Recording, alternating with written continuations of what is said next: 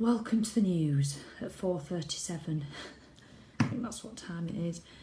I know I'm looking like Marty McFly's sidekick, the old professor, whatever you called him, but that's just how it is. I've been working. Right, yeah, so you're all well. Sugar is a subject that I see a lot and I think about a lot, and I've just had a thought about it. And I know when I decided to go alcohol free, what am I on now, day 65, 67, I'm not even sure. Simon counts, because he's an accountant, he counts everything. So I know when I went alcohol free, I just went mad on the sugar. I mean, I've done it on and off my adult life. I mean, I've been on and off diets all my adult life.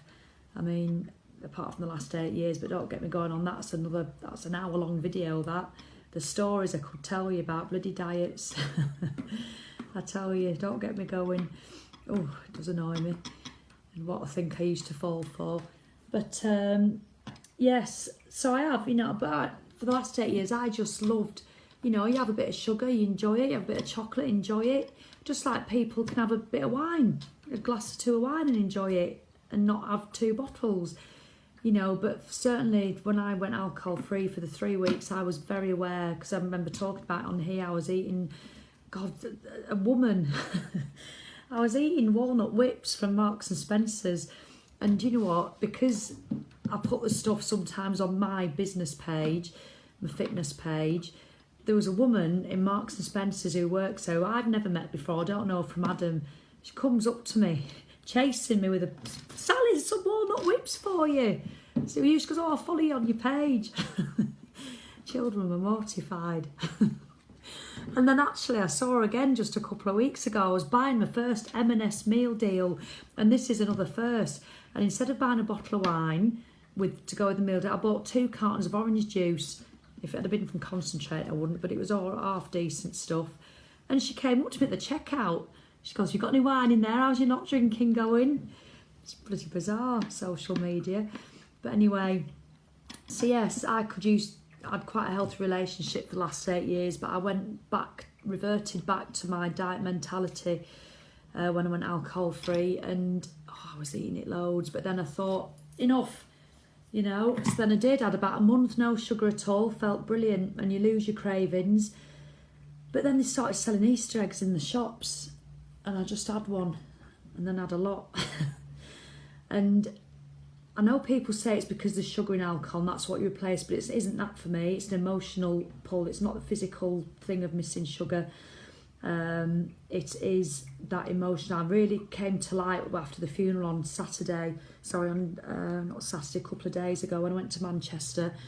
And I went out into Manchester with my friend, and we had a nice meal and had a couple of waters. Sorry, I know I should be excited about that. Don't recognise myself. Going to Manchester, having a couple of waters. What's happening? But, and because I'd done that, literally before I got on the train, sorry, just fire the cameraman. Before I got on the train, I had to go to this 24-hour Sainsbury's and buy a big Easter egg and eat it on the train on the way home. And it's like that, well, I used to be with drink. I'd get home, oh God, what time is it? 5, 6 o'clock, oh, I'll open the wine. And it's the same, and I've been doing it. And literally last night I went to bed with a butterscotch, green and black's butterscotch egg like that, and a Magnum. What is going on? And I'd had 4 Malteser bunnies as well yesterday. I hate it, I hate this. It just comes over you in waves, and I know I'm just replacing the drink crutch. So, obviously I can read books, I know what to do. I know all the mindfulness stuff to do with when it comes to sugar, but sometimes none of that fits the bill. You just quite simply have to sit yourself down and have a word. That's it. And that's what I've done. So I'm not having any today. And now I'm getting a bit angsty. My teeth are itching, and I'm thinking, do you know what, everybody's going out tonight, so if I gave myself permission now to just eat what chocolate I wanted, I'd feel happier now. I would feel happier, and instead I'm a bit pissed off, if I'm honest. I'm not depressed, I'm not angry, but I'm just a bit, is this it? Because I want some chocolate. But that is exactly how I felt with wine, exactly the same.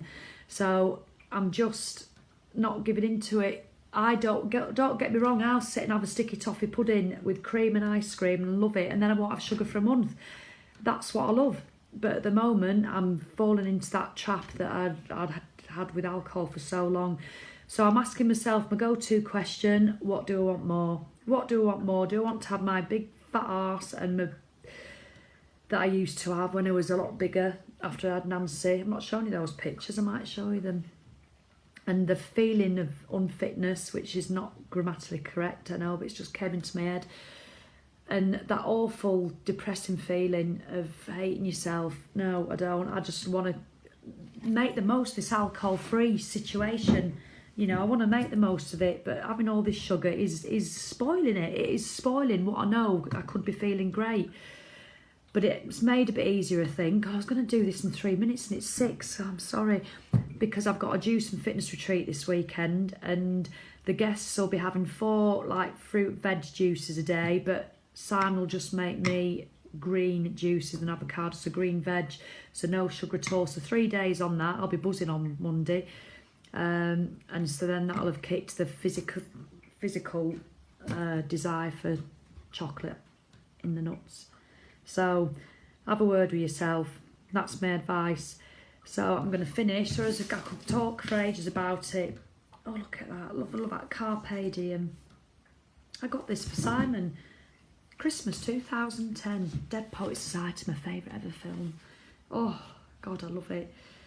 Right. I'll finish on a little note. Right. Embrace criticism.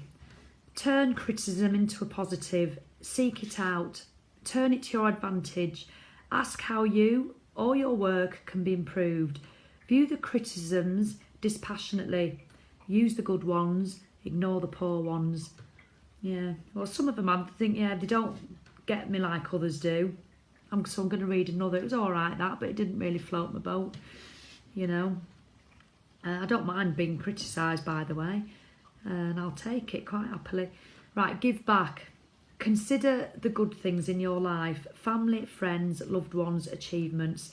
We have so much for which we should be grateful. Whenever you can, return the favour, give something back. Support your community or school or those who have helped you along the way. They'll be validated, encouraged, and you'll be gratified. That's what all this is about, I think, isn't it? Loads of people give back. I love it when people post the positive posts, how well they're doing. And also get a lot from when people are struggling, because I've been there at 8 frigging minutes. Oh, I'm sorry. All right, I'm off. Have a good day. And I'm going to bed.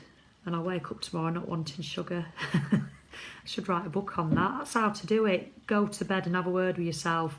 End of book.